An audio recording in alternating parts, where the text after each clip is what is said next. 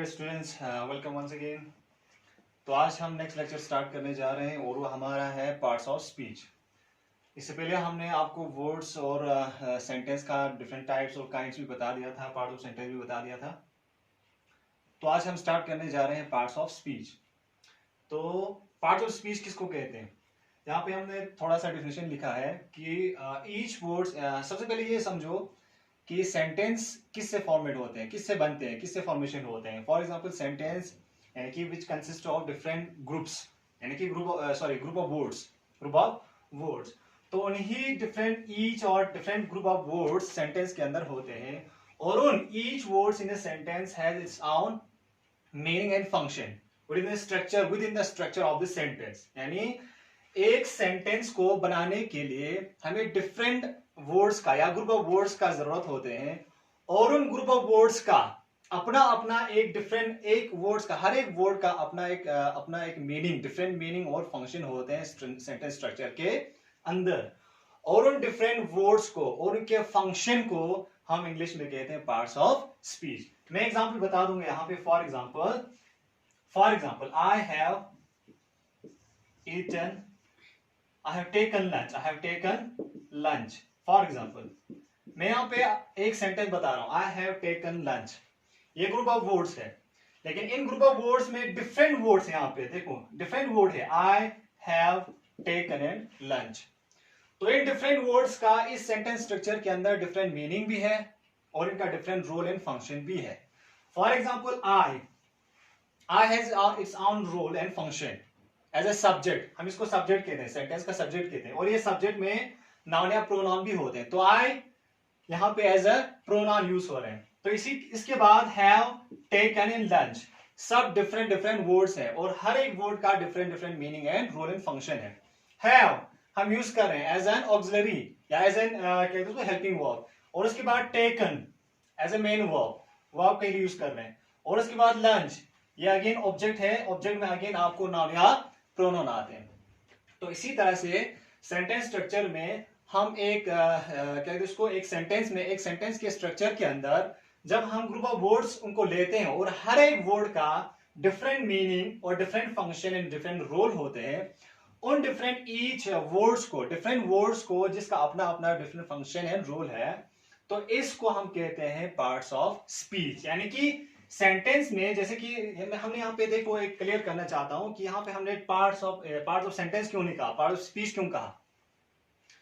वो इसलिए क्योंकि आपका जो सेंटेंस है वो रिटन फॉर्म में तो सेंटेंस होते हैं, जब आप बोलते हैं, स्पीक करते हैं, तो वो स्पीच बन जाते हैं, सेंटेंस आपका स्पीच बन जाते हैं। तो इसीलिए सबसे इंपॉर्टेंट चीज, मैंने इससे पहले भी आपको ग्रामर का जब मैंने डिफिनेशन दे रहे थे तब भी आपको समझाया था कि जो ग्रामर होते हैं वो एक सेट ऑफ रूल्स होते हैं, जो लैंग्वेज के ऊपर अप्लाई होते हैं। तो दैट मीन्स सबसे पहले हम ग्रामर को अपने लैंग्वेज के अप्लाई करते हैं, फिर उसके बाद उस लैंग्वेज को in the form of written form में सेंटेंस तैयार करते हैं या आप अपने हिसाब से बना लेते हैं। तो सबसे पहले जो आपका सेंटेंस होते हैं उसको हम स्पीच कहते हैं। फिलहाल के लिए हम ग्रामर में उन सारे सेंटेंस को हम स्पीच मान के चलते हैं, ठीक है। तो यहाँ पे आई हैव टेकन लंच को यहाँ पे मैंने रिटन फॉर्म में, तो ये सेंटेंस है, हाँ बेशक सही है, लेकिन जब मैं बोलता हूं आई हैव टेकन लंच तो उस वक्त मेरे मुंह से डिफरेंट स्पीच निकलते हैं, I have taken a lunch. तो उन डिफरेंट स्पीच का हर एक उसका जो उसमें एक जो अटरेंस होते हैं, I have taken lunch, different utterance, और अटरेंस का डिफरेंट मीनिंग एंड रोल होते हैं इस सेंटेंस स्ट्रक्चर के अंदर। तो इनको कहते हैं पार्ट्स ऑफ स्पीच। तो इंग्लिश ग्रामर में हमारे पास 8 पार्ट्स ऑफ स्पीच होते हैं। क्या क्या होते हैं? Noun, pronoun, verb, adverb, adjective, preposition, conjunctions and interjection. तो सबसे पहले हम ले लेते हैं नाउन को। नाउन किसको कहते हैं? सिंपल सी बात है, name of any place, name of anything या any place, name of any place और थिंग, और इन जनरल यानी कि name of any place, anything, या name of a person, even की name of a person, place और thing, ठीक है। इन सारी चीजों को हम नाउन कहते हैं। या इन अदर वर्ड्स और इन अदर एक डिफिनेशन हम आपको ये भी बता सकते हैं कि everything that exist in the world are noun. चाहे इसमें लिविंग ऑर्गेनिजम्स हो या नॉन लिविंग ऑर्गेनिजम्स हो, सभी चीजें इंक्लूडिंग आइडियाज वो सारी चीजें होते हैं आपको नाउन के अंदर होते हैं। ये भी लिख सकते हैं everything that exist in the world are called noun. तो सबसे पहले फॉर एग्जांपल मैं आपको नाउन का एग्जांपल बता देता हूं। For example Ali is a good boy, Ali is a good boy. तो यहां पे नाउन क्या है? अली है। क्यों? क्योंकि because Ali is the name of a person. इसके बाद I am going to Kargil, I am going to Kargil. For example I am going to Kargil. जो कारगिल वर्ड है ये अगेन नाउन है। इवन कि यहां पे सेंटेंस में एज ए ऑब्जेक्ट यूज हो रहे हैं, लेकिन फिर भी ऑब्जेक्ट तो फिर से अगेन नाउन या प्रोनाउन ही होते हैं। तो यहां पे कारगिल एज अ नाउन है। तो इसलिए कोई भी चीज का नाम हो, कोई भी पर्सन, प्लेस और थिंग इन जनरल, सभी चीजों को हम नाउन के अंदर इसको इंक्लूड किया जाते हैं। तो इसके बाद प्रोनाउन की तरफ बढ़ने से पहले मैं थोड़ा सा आपको इलाबोरेट करना चाहता हूं कि नाउन के डिफरेंट काइंड्स या डिफरेंट टाइप्स भी होते हैं। तो सबसे पहले मैं यहां पे लिखूंगा types of noun. Types of noun कितने टाइप्स के होते हैं? नाउन के कितने टाइप्स होते हैं? मोस्टली यहां पे 4 टाइप्स की होते हैं। Common noun, proper noun, collective noun, abstract noun या कंक्रीट नाउन भी इसमें आते हैं। सबसे पहला चीज कॉमन नाउन। तो कॉमन नाउन किसको कहते हैं? Name of any person, place और थिंग्स इन जनरल। ये याद रखो, इन जनरल। ठीक है, यानी कि नेम ऑफ प्लेस, पर्सन और थिंग इन जनरल। जनरली कोई भी चीज को अगर आप लेते हो, सारी चीजें नाउन में ही आते हैं। ठीक है, तो फॉर एग्जांपल देने की जरूरत नहीं, वो आपका सारे एग्जांपल जो एज ए नाउन का एग्जांपल आते हैं वो सारी चीजें इसमें इंक्लूड कर सकते हैं। दूसरा प्रॉपर नाउन किसको कहते हैं? दूसरा टाइप्स होते हैं proper noun. Name of a particular place.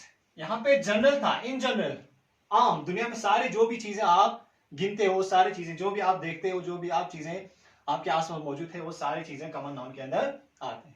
The next one is proper noun, यानी कि particular name of a person, particular name of a person और प्लेस और थिंग।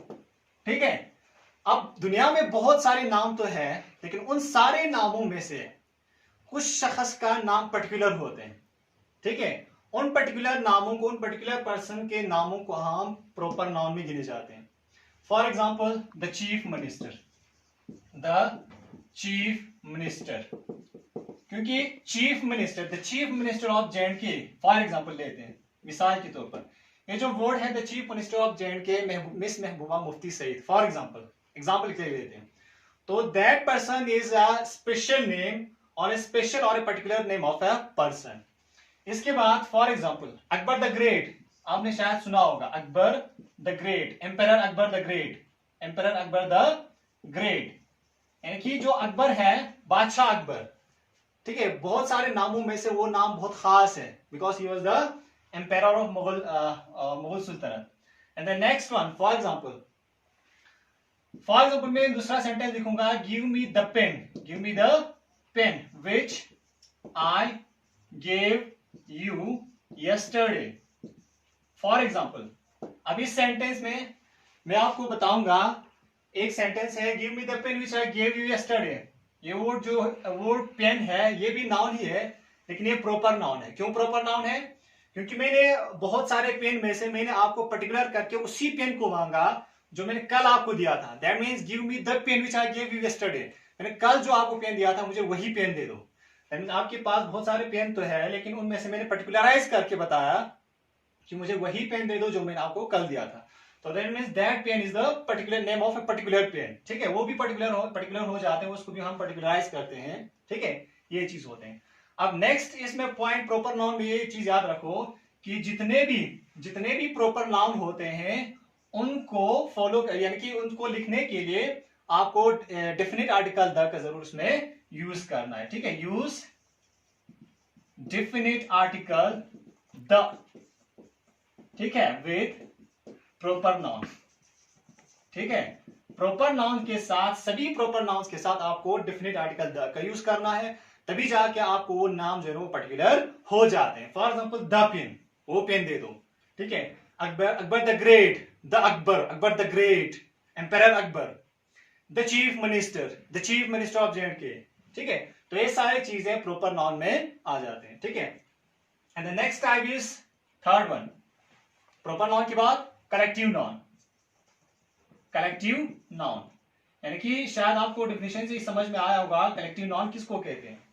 ग्रुप ऑफ नाउन्स, ठीक है। कोई भी अगर चीज, कोई भी नाउन अगर कोई ग्रुप में होगा तो वो सारी चीजें कलेक्टिव नाउन्स में आ जाते हैं, ठीक है। यानी कि नाउन्स इन ग्रुप, कोई भी अगर आपको नाउन्स मिलते हैं जो ग्रुप्स में हो, ठीक है, तो वो सारी चीजें आपको कलेक्टिव नाउन में आ जाते हैं। For example people, for example people, लोग ग्रुप में है, ठीक है। चिल्ड्रन, बच्चे, चाइल्ड करके एक नहीं बोला, चिल्ड्रन बहुत सारे बच्चे। स्टूडेंट्स, बच्चे स्टूडेंट्स। फॉक्स, तो वो सारी चीजें आपको कलेक्टिव नाउन में आते हैं। याद रखो कि कोई भी चीज जब ग्रुप में आते हैं उसको हम क्या कहते हैं? Collective noun. And the next one, fourth one is abstract noun. क्या कहते हैं? Abstract noun. क्या होते हैं एब्स्ट्रैक्ट नाउन? ठीक है, एब्स्ट्रैक्ट नाउन वो नाउन्स होते हैं जो हम सिर्फ फील ही कर सकते हैं, ना हम उनको टच कर सकते हैं ना हम उनको देख सकते हैं। That noun that we can't touch और सी, ना हम उनको देख सके ना उसको टच कर सकते, बट ओनली कैन फील, सिर्फ हम उनको फील ही कर सकते हैं, उनको कहते हैं abstract noun. For example pen, for example आपको दर्द आ रहा है, दर्द भी अगेन नाउन है लेकिन वो एब्स्ट्रैक्ट नाउन में आते हैं, सिर्फ आप उसको फील कर सकते हैं, देख नहीं सकते ना उसको आप टच कर सकते हैं।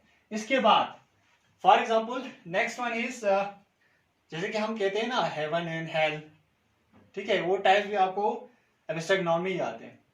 किसने देखा है जन्नत और जहन्नम को? सिर्फ हम फील ही कर सकते हैं, हम हमारा सिर्फ एक थोड़ा सा आइडिया है, यानी कि थोड़ा सा हमारा जो आइडियोलॉजी है उस हिसाब से हम उनको, ठीक है, बिलीव करते हैं, फेथ है, अगेन वो एब्स्ट्रैक्ट नाउन में ही आते हैं। गॉड, एंजल्स, सारे चीजें आपको एब्स्ट्रैक्ट नाउन में ही आते हैं, ठीक है। God, angels, hell and heaven, ठीक है, तो ये सारी चीजें आपको एब्स्ट्रैक्ट नाउन में आते हैं, ठीक।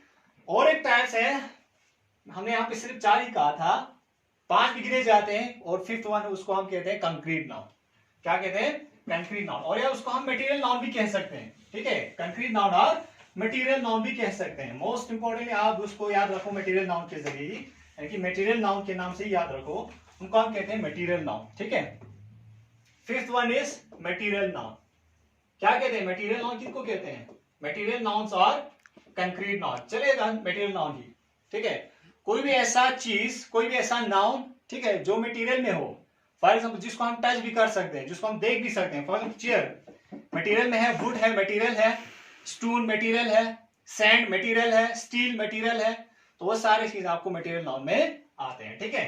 For example sand, steel, would, stone, ठीक है, ये सारी चीजें आपको मटेरियल नाउन में आते हैं, ठीक है। तो यहां तक शायद आपको समझ में आया होगा कि नाउन, नाउन की इसके बाद types, common noun, proper noun, collective noun, abstract noun and material noun.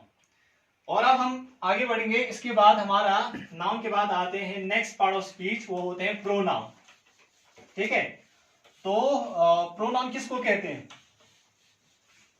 Next one is pronoun.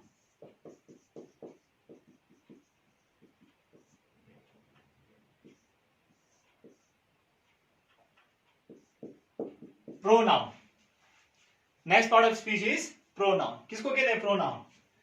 Words which are used instead of a noun, instead of a noun, to avoid repetition, to avoid repetition in a sentence, in a sentence। यानी pronoun वो words होते हैं जो noun के बाद, non noun के बदले use करते हैं, ठीक है, सेंटेंस में, ताकि उस नाउन को बार बार उसी नाउन को रिपीट करने से अवॉइड करने के लिए हम उसके बदले में डिफरेंट वर्ड यूज करते हैं, उनको हम कहते हैं प्रोनाउन कहते हैं। कितने प्रोनाउंस होते हैं? हमारे पास बहुत सारे प्रोनाउन हैं। फॉर एग्जांपल कौन कौन से? I, we, you, he, she, it, they, ठीक है, मी, माइन, योर, ठीक है, आवर, देयर, देम, बहुत सारे, ठीक है, ये सारी चीजें होते हैं प्रोनाउन में, ठीक। अब उसके बाद प्रोनाउन के भी बहुत सारे टाइप्स हैं, शायद उतना इंपॉर्टेंट नहीं है, तो मैं आपको सिर्फ उनका नाम ही बता के रखूंगा। अगर हो सके तो हम नेक्स्ट जब हम 10th वालों के डिफरेंट लेक्चर होगा, जैसे कि क्या कहते उसको, क्लॉजेस क्लॉजेस जब हम पढ़ेंगे तो उनके लिए जरूरी है प्रोनाउन के इतने 2-4 टाइप्स को वहां पे उनको याद रखने की जरूरत है, तो हम उस वक्त उसको पढ़ेंगे, आगे करेंगे। तो फिलहाल के लिए हम प्रोनाउन के सिर्फ टाइप्स ही आपको बता के रखेंगे। कितने टाइप्स के होते हैं प्रोनाउन के टाइप्स? टाइप्स ऑफ प्रोनाउन कितने टाइप्स के होते हैं? Types of pronoun. Pronoun, personal pronoun, personal pronoun. दूसरा रिफ्लेक्सिव प्रोनाउन, रिफ्लेक्सिव प्रोनाउन। तीसरा demonstrative pronoun, demonstrative pronoun, and the fourth one is relative pronoun, relative pronoun। ठीक है, इतना ही याद रखो। टाइप्स ऑफ प्रोनाउन में पर्सनल प्रोनाउन आते हैं, रिफ्लेक्सिव प्रोनाउन आते हैं, डिमोन्स्ट्रेटिव प्रोनाउन आते हैं और रिलेटिव प्रोनाउन आते हैं। तो आगे हम प्रोनाउन को सिर्फ क्लासिफाई ही करके रखेंगे, ठीक है। वो इंपॉर्टेंट है आपको क्लासिफाई करना, प्रोनाउन को थोड़ा सा आप क्लासिफाई करके रखो ताकि आपको वो चीजें आपको आगे काम आ जाए। बाकी इसके टाइप्स को पढ़ने की जरूरत नहीं है, इतना डीप में या इतना डिटेल में जाने की जरूरत नहीं, सिर्फ मैंने आपको नाउन की टाइप्स को समझाया ताकि ये आपको आगे काम आ सके।